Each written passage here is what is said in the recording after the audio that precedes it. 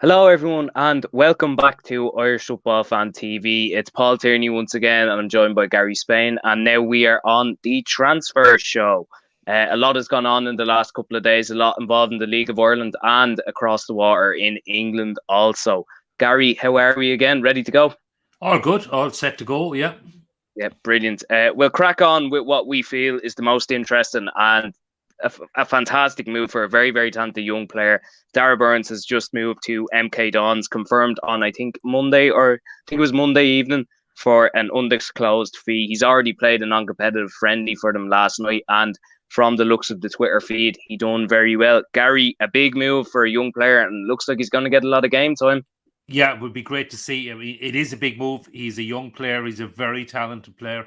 He's a big loss to St. Pat's, but maybe we can go on and talk about the money aspect later on. But by all accounts, it's a really good fee for St. Pat's. They're going to do really well out of it for add-ons, etc. From Darragh's point of view, he'd already caught the eye of Jim Crawford in the under-21s. He's playing really well. And hopefully he'll get a lot of game time. It was great to see the tweets that he's already played for them. Hopefully he'll get a lot of game time with MK Dons. And look, I know they're a club that come in for quite a bit of criticism with all the history and everything like that, but they've got a fantastic stadium. They're a well-run club. They're up at the top of League One. Probably feel very unfortunate to miss out on promotion in the playoffs. They nearly went up automatically last season and then missed out in the playoffs. I was actually watching that game against Wickham. They were absolutely battering them and couldn't get the goals. And so good chance for Darragh. Hopefully he'll get some game time in a club that will be, again, battling at the top of League One. Yeah, definitely. And do you think, obviously, the likes of Scott Twine, Troy Parrott isn't going to be coming back either by the looks of things? Well, we don't know that yet. There might be another loan deal, but I think Troy might be aiming a tiny bit higher this year, but we don't know that as of yet. Do you think with that, Darragh Burns could be one of the key men for them this season? Yeah, possibly, potentially. I mean, given the type of money that's been talked about, six-figure transfers with add-ons and etc., it does sound like that he's one for the here and now as opposed to one for the future. Maybe if he'd gone to a Premier League club or something, you might be saying, oh, it's probably a couple of years down the line. But yeah, I would hope and I expect that they signed him to be in the first team squad. Yeah, definitely. I completely agree. We can move on from Darragh Burns anyway. Fantastic to hear. We'll talk a bit more about the money situation as well when we come on to another player, which we're going to speak about, which really highlights the highlights. I'll let you speak more about that because you might be a bit better to speak about it. But we'll move on into Robbie Brady anyway. He's just signed for Preston North End now, ex-Burnley man as well. So there's a bit of a rivalry there. Gary, I think this is a good move for him. I think it's a club with a lot of Irish players already so far as well. I think he'll get on well there. But it's a career that has stalled of recent. Yeah, I think Robbie's been very unfortunate with injuries. And as you said, his career has stalled. He's lost his place in the national team. I mean, it's not that long ago that Robbie would have been one of the first names on the team sheet. And look, he's still a hugely talented player. So if he can get himself fit, if he can get a run of games, I'm sure Stephen Kenny is going to be paying attention again. So as you said, Preston, great club, a big Irish contingent there. Plenty of Irish players have got their chances there. And hopefully Robbie can get a good pre-season, get himself match fit into contention and start. He certainly has the talent to play every week at Preston, if not at a higher level even. But certainly, if Robbie's fully fit and firing, he'll be a huge asset to Preston. It'll be great for Robbie himself. And as I said, Stephen Kenny will probably come calling then as well. Yeah, definitely. And do you think it will help him as well with the big Irish contingent there? Obviously, Alan Brown is one of the main men at that club as well. Sean Maguire's been there a couple of years now. Greg Cunningham, and I think Joe Rafferty is also there as well. So that's four lads, and they're all first team players as well. Do you think that'll help Robbie settle in quick? And what do you think the goal for Preston this year might be? Because the way I look at the championship this year, it's a very, very championship. You know, some years you have the likes of Newcastle, bigger clubs in it. this year Burnley, Watford, Norwich have dropped down. Not saying they're not big clubs, but it might be open for someone to kind of go on and kick on a bit. Yeah, I mean, some of it though does come down to budget and the parachute payments these clubs get. I mean, the likes of Norwich, the likes of Watford, Burnley, etc. They'll probably, with the parachute payments, if they can hang on to players, they'll probably expect to go straight back up. The likes of Preston are operating on a smaller budget. Probably, if they have a good season, they can battle to get into the playoffs. And who knows after that? I mean, if you get into the playoffs, anything can happen. The budget they've had, it would be, I think, probably too much to expect him to get one of the top 2 spots in automatic promotion. But they're always one of those teams, they should be good enough not to be involved in a relegation battle. But then you see the likes of Birmingham, who have had huge budgets, and they've been probably fortunate not to get relegated. So you never know in the Championship. It is one of those divisions where more or less any team can beat any team as well. But you won't have a Fulham running away with it, or even a Bournemouth who did, or Nottingham Forest even, who went up as well, who went on a fabulous run at the end. You had a few teams last year that were probably totally dominant. Maybe you won't have the same, but who knows what will happen. But for the likes of Preston, they're certainly, at worst, probably a mid-table Championship side. And if they get a bit of luck, go on a bit of run, squad comes together well, they certainly, no reason why they can't make the playoffs. And after that, anything can happen. Yeah, definitely. And hopefully it's a good move for Robbie Brady, because it is a player who I have a lot of time for, considering he's given me my best moments supporting Ireland anyway, that's for sure. Along with Shane Long as well, I must add. But I think being at a tournament that just takes it ever so slightly. We move on, another Championship. This is a loan move now. Gavin Kilkenny, he's gone on loan to Stoke City. Stoke, a club who've started seasons well the last couple of years, but kind of fallen away as it's gone on. Do you think Gavin might be able to help them out, just creep into maybe the playoff positions this year, Gary? And do you think it's a good loan move for him? Yeah, look, it probably is a good loan move, because I don't think he was going to play in the Premier League. And I think he needs regular game time. He's a really talented player, and somebody that if he gets his chance, hopefully he can stay in the team. Stoke, another one of those teams, it's not that long ago they were in the Premier League for years. And I actually was there the day they got relegated. They were beaten at home by Crystal Palace. Sorry, they didn't actually. They were relegated. They were relegated that day. It's my only time I was actually at Stoke. I think that was, trying to think what year ago. 2018. 2018. Okay, and so they haven't really challenged to come back. Then they've probably, if anything, been closer to relegation a couple of times. But it's, well, from an Irish perspective, I hope Gavin gets a chance to play. Stoke, they've got a fabulous ground there, a big club, a lot of history there, without ever winning too many trophies. But another club maybe will be hoping for the playoffs, and who knows, anything can happen. I don't know a lot about their financial situation, but I imagine they've probably, with the parachute payments, probably gone now, maybe have quite a bit of debt there. Maybe somebody can fill me in on that. But from an Irish perspective, I hope Gavin gets some game time, breaks into the side, because he's a hugely talented player and he needs to play every week. Yeah, definitely. He does indeed. And do you think it's a good thing that it's only a loan move, that Scott Parker is still keeping him in mind and he can still recall him if need be as well? Yeah, I mean, it shows that Scott didn't want to get rid of him, and he's still in his mind. And because he actually got some game time with Bournemouth last season and really impressed, and then kind of lost out. So I'm not sure what actually happened there. Maybe it was because other players came back from injury. So it's good that it's a loan move. That look, if he impresses at Stoke, I'm sure Bournemouth, Scott will be watching, and maybe he can come back to the Premier Division then. Yeah, definitely. I know for a fact from doing the Irish Abroad show as well last year, a lot of the reviews on, say, the likes of Dorset Live, the Southern sort of reviews, a lot of the time he was manning the match from them and, getting 9s out of 10, 8 out of 10 regularly, particularly at the start of the season. So, look, hopefully this is a move that he can keep that up and get 9 and 8s out of 10s a lot more, a lot more times as well. Just to say quickly, just Cormac O'Brien did say their story. That's hello, Cormac. How are you on this fine Wednesday afternoon? And if anyone has any more transfer news that we may have missed, just throw it in the comments there, and we'll have a chat about it as well. We'll be on till about just before 3 o'clock anyway. So if you want to get something on, we're going to go through hours. So just comment away. The next one now, Danny Mandrew. This is not confirmed yet, but it is looking extremely, extremely likely now. He's off to Lincoln City.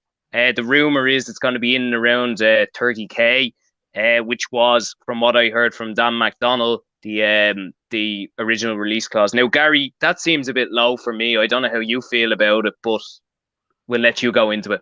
Yeah, look, to me, it's ridiculously low. And it's been a bugbear of mine, just in general with our clubs, that for many years we were losing players across channel far too cheaply. Now, first of all, let me be clear. It was in his release clause, and Danny's agent was probably very smart from this perspective, that he got it written into the contract that if a cross-channel club came in, the fee would only be 30 grand. So it's a fantastic deal for Lincoln if it does happen. And I suppose it should be pointed out, Shamrock Rovers are still making a profit on Danny coming from Bowes. But having said that, he's been one of the best players for Rovers. If that clause wasn't in his contract, I think he would easily be going for 6 figures plus. So it's a bargain for Lincoln if it is 30 grand. Good luck to them. I mean, he's a hugely talented player. He had done really well with Bowes. He had really impressed with Rovers as well. So it's just frustrating again, and I hope we're not going back to those days when cross-channel clubs can come in and pick off the better players in our league for a pittance. And I mean, go back, the obvious example is Seamus Coleman. The Everton fans still sing about that. He's got to be the bargain of the century. And this is not, look, I'm not trying to get into criticism of Rovers in this. If anything, the ideal and the standout transfer is probably Gavin Bazunu, who they've done really, really well out of. A fantastic young man. You can check out Paul's interview with him. A fantastic player, a fantastic young man. And Shamrock Rovers are doing incredibly well out of that transfer. But that should be the model going forward, and not losing one of the best players in our league for 30 grand to a cross-channel club. But Lincoln, you've got a bargain, and best of luck to you. And I know I annoyed some of their fans a few months ago, so I'm not going to get into that again. Best of luck, Lincoln. You've got if it does happen, you've got a cracking player and a real bargain. Yep, completely agree. And the league will miss him as well, and I know Rovers will miss him too, even though they do have a lot of cover in all of those positions, as we saw last night as well. Just a quick one here, Gary, just because he's thrown it in and it's fresh in the minds. You've already covered it. Is there any update on Conor Ronan? It would be great to see him be retained by Wolves. I did see a rumour that Hearts were in for him. I don't know if you saw that one, but I think that would be a good move, but also being retained by Wolves as well. After the season he had last year, I think Wolves would still be monitoring him quite closely. Yeah, I mean, look, Conor's another talented player, someone who'd done very well on the continent. And it would be great to see that Wolves had the confidence in him to retain him. I hadn't actually seen the Hearts rumour, but given the impression he's made in Scotland, I'm not surprised that one of the bigger Scottish clubs would be, no disrespect to St. Mirren, but Hearts are a bigger club. Maybe not always have done it in the pitch in recent years. Yeah, that would be a really good move for Conor. It would be better if he was be considered for the Wolves first team squad, but I don't know how realistic that is. But a talented player, and from an Irish perspective, is just hope wherever he goes that he gets regular first team football. Yeah, definitely. I think the Hearts rumour, I just saw it on a page I was flicking by on Twitter the other day, but he did get a goal against them in the Cup quarter final back last season. I think it was a 4-2 win for Hearts. I think Aaron McAniff scored in that game as well, or might have got two even, or a goal and an assist or something. So a lot of Irish involvement there. But yeah, it would be, I mean, it would Hearts. Oh, hold on. Here we go. We have some info here. Hearts rejected the 500k fee, looking like maybe Aberdeen with Goodwin, but waiting on the preseason. Yeah, I mean, that's another Okay. move. It's a similar enough move as well. Maybe Hearts are slightly ahead of Aberdeen at the minute, but you can understand why he would move up there if the chance did come in, Gary. Yeah, look, I mean, he has impressed at that level, and it probably makes sense. I wouldn't be surprised Jim Goodwin is looking to sign him as well. Um, he said, well, Hearts, okay, I know Hearts got to the cup final and everything and have been recently a little bit better than Aberdeen. Aberdeen are an absolutely massive club. They've won European trophies, and okay, maybe they're not quite at the level that they used to be. Um, I mean, I'm certainly old enough to remember in the 80s when they totally broke the old firm dominance. And okay, it was under Alex Ferguson. But they are a big club, a one city club. And I do wish Jim Goodwin all the best up there. And that would be a good move for Connor as well. Yeah, definitely. Are Hearts in Europe this year? I think they are because of the whole Russian situation. I think they're automatically in. Yeah, they're in. I think they've even got group stage football actually Yeah, yeah. I think it's guaranteed. Yeah, yeah. yeah. It's the first time since 2005 for them, is what I heard on that, which is fantastic for them. And I mean, if they're rejecting the 500k fee, I mean they're gonna need a squad for if they're in European football. So I mean, if they could probably get a deal done with that, Connor would be a very good player, and if it would be an opportunity for Europe for him as well, which would be fantastic. Um, we'll move back on to what we have here. Now, this is just a rumor as well, and Dan McDonald did kind of push this down as well. Dawson Devoy was linked with MK Dons again. Now, nothing's been confirmed; they haven't come forward with it yet. But Gary, would that be another a decent move from maybe with Darragh Burns just gone, it might not happen. Yeah, look, we talked about Keith Long losing his best players. Uh, okay, obviously, if the money was right, it's a no-brainer from a Bo's point of view, and you can't really stand in the player's way if a club is coming in. And I would hope that someone of Dawson Devoy's talent again will be going for a six-figure salary, a six-figure fee with add-ons, etc., etc. And in that case, I think it would be a great move. I think he's more than capable of playing for MK Dons. Different type of player to Darragh Burns, so maybe they could sign both of them. Um, I don't know how realistic. I'm only reading the rumors and Twitter, etc., as well. But definitely a talented player. Again, someone who's caught Jim Crawford's eye, and someone who I think would do very well at that level. But he'd be a massive loss to Bose if he were to go this month. Yeah, huge loss. You see how important he was even up to last weekend, getting them right back in the game against Derry, even though he did get an own goal as well. The last one I have here, well, actually, the last two. We'll start off with this one, or did we mention that one already? No, we didn't. Anyway, League of Ireland transfer. Louis Britton went from Waterford to Cork City. Now, Gary, this is one of those snatch and grab ones. It looked like he was going back to Bristol City, but Cork came in and stole him right under Waterford's nose. Yeah, look, Colin Healy's done some incredible business in signing Louis Britton. He had 10 goals for Waterford this season.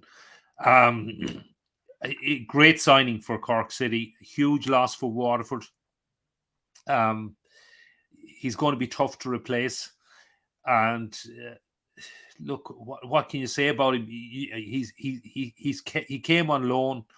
He said he scored 10 goals, made a real difference. And Cork saw how good he was. Whatever they did, they came in, they snatched him, and he's going to make a difference for them. And just in the same way they managed to keep Barry Coffey when it looked like Galway were going to snatch him as well. So it's been an excellent window so far for Cork City. And they wiped Waterford's eye a bit. And I know they're not happy down in Shoreside. Yeah, definitely. I wouldn't be happy with that anyway. Another brief one that we'll mention is Rob Manley has moved from Bray to Galway. A man who has been top scorer in the first division in the past. Hasn't really found the heights of that in the last couple of years, obviously in the Premier Division with Longford last year. And I'm not sure how many goals he got so far for Bray, but it definitely wasn't a lot. Gary, John Caulfield is trying to get the goals back in the side. Back in the side. He's made a couple of signings, and they're going to give Cork a right good run for their money. Yeah, it was a funny one. They actually had struggled for a while to score goals and then went on a great run and blew a few teams away, kept hitting Cove for 4 and got hit Bray for a few goals as well. And Treaty, I was down there only a couple of weeks ago, and it was a 0-0 draw between Galway and Treaty, and probably, I think, a fair result, but Treaty defended really well. But maybe it was that game, maybe the following Monday, Galway were beaten again by Longford, failed to score over that weekend, and Cork went from a point behind to 4 points clear over the one weekend. And, well, if you don't score in either game, maybe the problem is up top. Now, they had the likes of Stephen Walsh, converted from a defender who'd been banging in the goals earlier in the season. Congrats on your wedding as well, Stephen, by the way. But Rob Manley is a proven goal scorer. So, look, John Caulfield knows what he's at, and maybe he can just grab the goals that can turn those 0-0 draws into 1-0 wins, and that could be crucial in the run-in for the title. And if Galway don't manage to chase Cork down, they'll certainly be a very tough side to beat in the playoffs.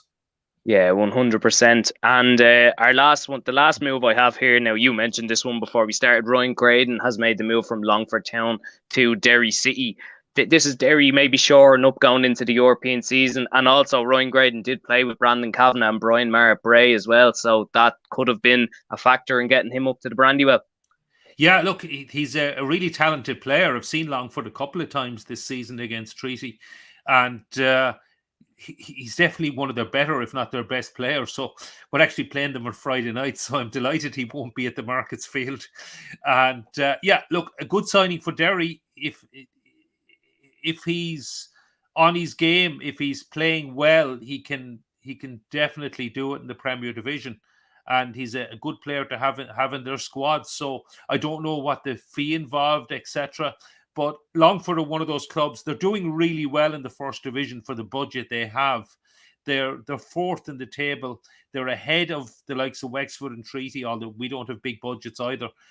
But apart from the 3 full-time big budget clubs in Cork, Galway and Waterford, Longford are the best of the rest in the first division, probably a little bit punching above their weight. And that's because they had signed players like Ryan Graydon. And look, good luck to them. They're going to get a few quid out of it. It's a great club down there. And look, best of luck to Ryan Graydon. I hope he does well in the Brandywell. He will be a big loss to Longford on the pitch, but he's probably put a few euro in their bank balance. Yeah, definitely, which they'll be delighted with as well. I think that wraps us up for the transfer show this week. Gary, you don't have anything else to add to this, do you? I think we've covered everything so far. Yeah, I think we've covered pretty much the main ones, unless people can remind us in the comments of any ones we've forgotten. Yeah, as Gary says there, if you have any comments, please throw them in. We'll be looking at the videos over the course of the week, and we can bring them up again next week if need be. Paul should be back in the regular slot on Tuesday evening for this show as well, and we'll be back with the LOI show next week as well after all this week's games. Thanks very much to Gary for the double header today. Thanks for everyone for watching. Thanks for getting your comments in, and don't forget to like and subscribe. Thanks, guys. Thanks, guys.